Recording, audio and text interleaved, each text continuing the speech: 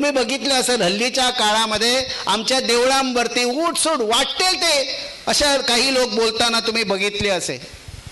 हे बोलणं तेवढंच बोचत नाही, जेव्हा महिला एखादी काहीतरी आपल्या धर्माबद्दल आणि काहीतरी अनुद्गार काढते त्यावेळी जास्त दुखतं.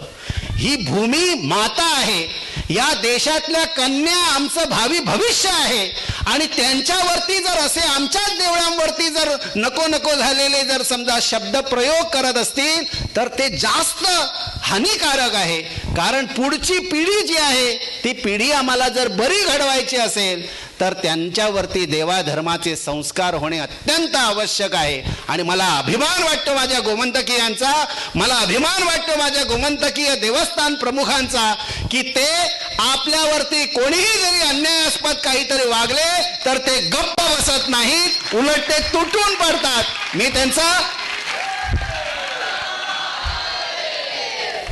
खरंच त्यांची आज स्तुती करतो यासाठी, कारण त्यांनी आपल्या देवीला सांभाळण्याचं व्रत धारण केलेलं आहे, त्यांनी आपल्या देवाला सांभाळण्याचं व्रत धारण केलेलं आहे, त्यांनी आपल्या देवस्थानांना सांभाळण्याचं व्रत धारण केलेलं आहे.